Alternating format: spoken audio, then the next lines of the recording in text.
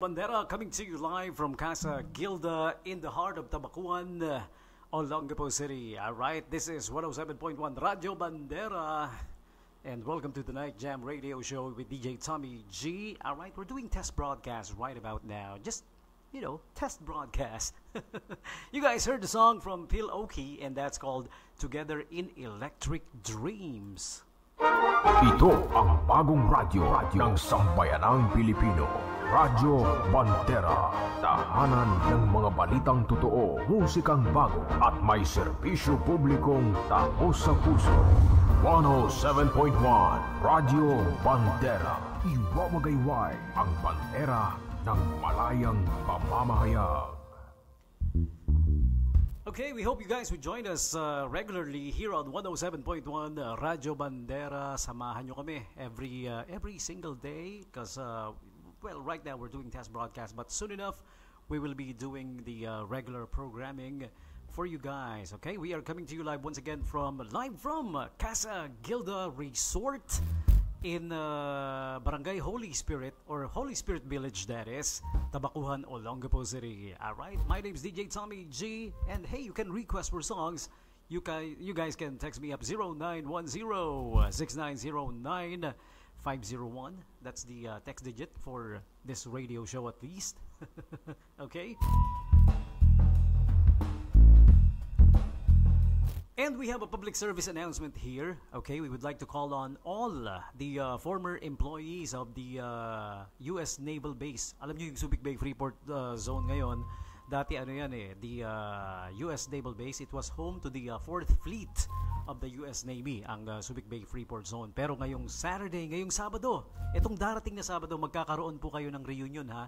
Yung mga dating nagtatrabaho sa NSD. Yan, alam nyo na yan, ano? Pag sinabi kay NSD, yan yung Naval Supply Depot Workers, di ba? Sila, kayo po yung pinapanawagan natin, yung SRF, Ship Repair Facility, ano pa ba? Kung may nakalimutan man ako, pinapatawad ko na kayo. Ayan, so what we're trying to say is, you guys are all invited, yung mga former employees of the U.S. Naval Base. Yan, yung kung tawagin na natin ngayon ay Subic Bay Freeport Zone. Yan, SBMA, yung governing body, syempre SBMA. But the place is called Subic Bay Freeport. Ayan, I said it right, ha? O baka may nakikinig na DJ na na nagsisermon lagi tungkol diyan na maalam. Siya daw yung maalam talaga diyan, parang gano'n. Si Mr. Maalam, ayan. Oh, sorry na, ha? Oh, SBFC, yung lugar, Subic Bay Freeport Zone. SBMA, the governing body. Again, the former U.S. Naval Base workers, you guys will be having your reunion. Okay? Pang ilang years na ba? AEOO. 11th year reunion ba to? Kung tawagin, or 11th reunion, tama ba? Yeah, okay. So the gathering will be on Saturday, starting at 6:45, 6:45. Mag-meet na po tayo sa diyan sa may harap ng Memorial Park sa Tabacuan. Okay? So all former employees, you better bring your banners. Yan, tumama yung kamay ko sa ang likod sa camera. Likod sa aparatos. Okay. So again, you guys will gather on Saturday at around 6:45 in the morning, and then 7 a.m. ang aga, ha? As early as 7 a.m. lalakad na. Motorcade yan syempre, motorcade.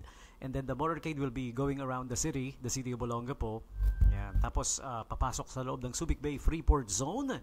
Dadaan dun sa itinakdang bantayog ng former US Naval workers. In case you don't know kung saan yung location na yon, it's in front of building 229. 'Di ba may malaking flagpole doon? Oh, hindi pala malaking flagpole 'yon. Malaking flagpole. Naalala ko tuloy yung sabi ng kaibigan kong Chinese, sabi niya, 'di ba yung bandera, sabi niya, tama, Radyo Bandera, no? Oo, swak. Sabi ng kaibigan kong Chinese, 'di ba yung bandera? In English, flag, sabi niya. Oh, yung palaka, in English, flag din. Sabi niya, ple-pleho lang yan, ple. Ple-pleho lang. Oh, diba? Yun. What I'm trying to say is the big flagpole inside of, not inside, sa harap ng building 229. And then, kapag nakaharap ka sa building 229, di ba sa left side, merong monument doon. Yun. Yan, magi-stop over kayo doon because that monument symbolizes the workers of the former workers of the then US Naval Base, dating base naval. Yan, yung mga workers, okay? And then you guys will proceed kung saan gaganapin yung program ninyo on Saturday, kung saan magpoprograma ang former workers ng US Naval Base in a place next to, I forgot the name of the place pero kasunod lang siya ng Pier 1. Yun, okay?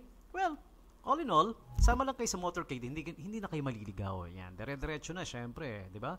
From the Memorial Park gathering, diretso motorcade, papasok sa Subic Bay Freeport, sa harap ng Building 229, and then dun sa program, paggaganapan ng programa, the area next to Pier 1, doon gaganapin yung area doon, no?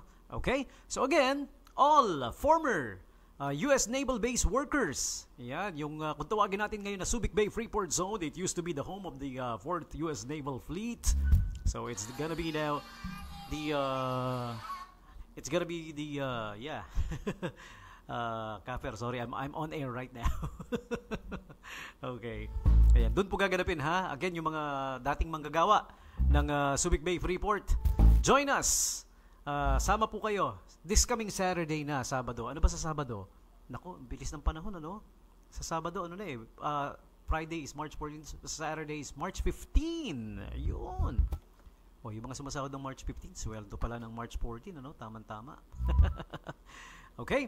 So, if you happen to know somebody who used to be a worker, former employee, sabihan nyo sila ha. Kung hindi man kayo, baka may kamag-anak kayo, kaibigan, kapitbahay, kakilala na former US Naval Base worker, please sama po kayo, mag-gather kayo. As long as you've been an employee of the US Navy nung US Naval Base pa, ang Subic Bay Freeport back then, okay? And the invitation coming from your chairman of the board of the workers, former workers of the US Navy, si Kafer Julian, ang napakasipag at napakabait na talaga namang grabe sa mga advocacy niya. Talagang naninindigan. Si Kafernan Julian Makabayan. Ayan, ang nag-iimbita po sa inyo, ha? Okay? So again, it's gonna be this coming Saturday. Motorcade will start, gathering will start at 6:45 a.m.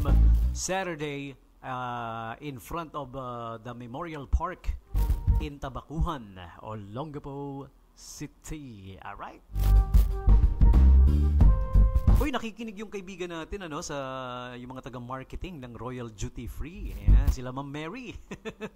Hello po sa inyong lahat. Happy listening. Ayan. Check out nyo daw yung kanilang ongoing promo every Friday. Fresh Fridays, double the points. Ayan, may double the points on your Royal Privilege Card when you purchase on the Fresh section.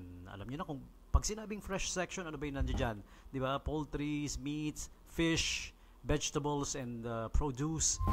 Ayan, okay? Kasama na rin yung iba't iba pang offer sa bawat ibang araw, no? Pero yung Fresh Fridays, tuwing Friday, syempre. Store 1 and Store 2, Royal Duty Free. Call them up 252-3258. Landline hotline number for more inquiries. And you may visit their website, official website, www.royalsubic.com. So stand by for, always tune in to Radio Bandera 107.1 for more of the infos on that. Alright? And pati na rin yung mga kaibigan pa rin natin, yung mga gustong magpa-announce, gustong magparating, may mga gustong ipahatid. Antabayan nyo nilang po. Lagi lang kayo makinig dito. Lagi kayo mag-tune in. Ayan. When we return, I'll be playing this requested song. Uy, may nag-request kagad ng song, ha? Nagustuhan nyo ba yung tugtugan? Yeah, we're going back to the 80s and 90s. Alright. When we return, I'm gonna be telling you the program that we will be doing para sa Radyo Bandera, starting with the Saturday programming. Naku, hitik na hitik sa programa tayo starting Saturday and magiging daily rin, of course, okay? Sasabihin ko sa inyo yung mga program schedule when we return. For the meantime, giving you something now from Timmy Thomas. This one's called Dying Inside. To Hold You, music from 1993. This is Radio Bandera 107.1 Radio Bandera. Iwawagayway ang bandera ng malayang pamamahayag. Ikaw ay nakatutok sa pinakabagong all-in-one radio station simula umaga, tanghali, hapon hanggang gabi. 107.1 Radyo Bandera. Basta radyo, ibandera mo! Basta balita, basta musika, basta public service. 107.1 Radyo Bandera Olongapo. Pilit tinatapatan, ngunit hindi mapantayan. 107.1 Basta radyo, ibandera mo.